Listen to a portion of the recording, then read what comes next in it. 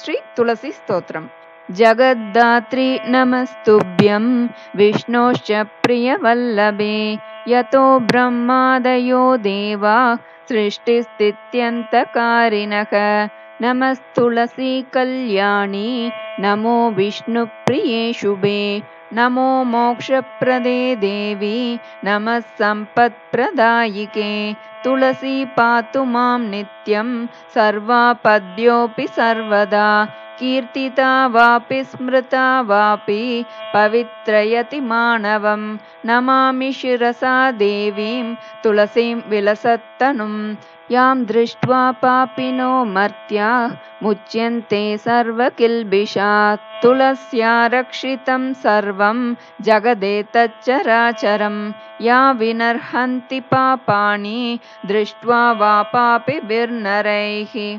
नमस्तुलस्यतितरां यस्यै बद्धाञ्जलिं कलौ, कलयन्ति सुखं सर्वं स्त्रियो वैश्यास्तथा परे। तुलस्या नापरं किञ्चित् दैवतं जगतीतले, यथा पवित्रितो लोको विष्णुसङ्गेन वैष्णवः। तुलस्याः पल्लवं विष्णोः शिरस्यारोपितं कलौ, आरोपयति सर्वाणि श्रेयांसि वरमस्तके। तुलस्यां सकला देवा वसन्ति सततं यतः, अतस्तामर्चयेल्लोके सर्वान् देवान् समर्चयन्।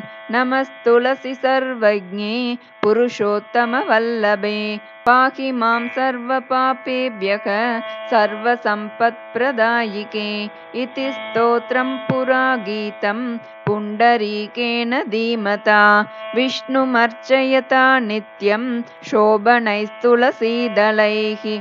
तुलसी श्रीर्महालक्ष्मीर्विद्या विद्या यशस्विनी, धर्म्या धर्मानना देवी देवदेव मनःप्रिया। लक्ष्मी प्रियसखी देवी द्यौर्भूमिरचलाचला, षोडशैतानि नामानि तुलस्याः कीर्तयन्नरः। लभते सुतरां भक्तिम् अन्ते विष्णुपदं लभेत्। तुलसी भूर्महालक्ष्मीः पद्मिनी श्रीर्हरिप्रिया, तुलसी श्रीसखी शुभे पापहारिणि पुण्यदे। नमस्ते नारदनुते नारायण मनःप्रिये। इति श्रीपुण्डरीककृतं श्रीतुलसीस्तोत्रं सम्पूर्णम्। श्रीहरये नमः। गोपिका जीवनस्मरणं गोविन्द गोविन्द। नारायणीयं दशकं 33 अंबरीष चरितम्।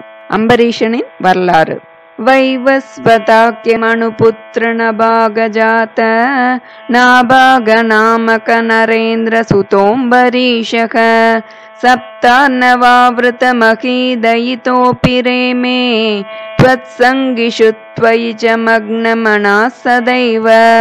त्वत्प्रीतये सकलमेव वितन्वतोऽस्य, भक्त्यैव देव न चिरादभृताः प्रसादम्।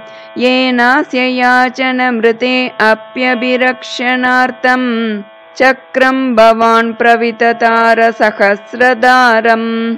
सद्वादशी व्रतमतो भवदर्चनार्थं, वर्षं ददौ मधुवने यमुनोपकण्ठे।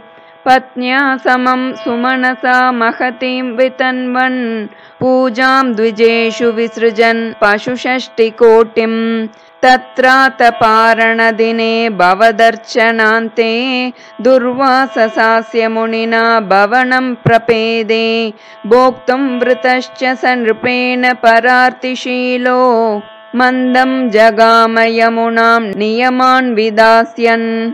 राज्ञातपारणमुहूर्तसमाप्तिकेदात्, वारैव पारणमकारि भवत्परेण।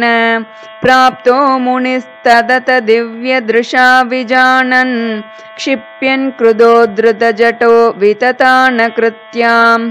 कृत्याञ्च तामसिधरां भुवनं दहन्तीम्, अग्रे विवीक्ष्य नृपतिर्न पदाच्च कम्पे। त्वद्भक्तबाधमभिवीक्ष्य सुदर्शनं ते, कृत्यानलं शलभयन् मुनिमन्वदावीत्। दावन्नशेषभुवनेषु भियास पश्यन् विश्वत्र चक्रमपि ते गतवान् विरिञ्चम् कः कालचक्रमतिलङ्घयतीत्यपास्तः शर्वं ययौ स च भवन्तमवन्दतैव भूयो भवन्निलयमेत्य मुनिं नमन्तं प्रोचे भवानहमृषे ननु भक्तदासः ज्ञानं तपश्च विनयान्वितमेव मान्यं याह्यम्बरीशपदमेव भजेति भूमन् तावत् समेत्य मुनिना स गृहीतपादो राजापसृत्य भवदश्रमसावनौषीत् चक्रे गते मुनिरदादखिलाशिषोऽस्मै त्वद्भक्तिमागसि कृतेऽपि कृपाञ्च शंसन् राजा प्रतीक्ष्य मुनिमेकसमामणाश्वान् सम्भोज्य साधु तं ऋषिं विसृजन् प्रसन्नम् भुक्त्वा स्वयं त्वयि ततोऽपि दृढं रतोऽभूत् सायुज्यमाप च समां पवनेशपायाः श्रीहरये नमः। गोपिका जीवनस्मरणं गोविन्द गोविन्द।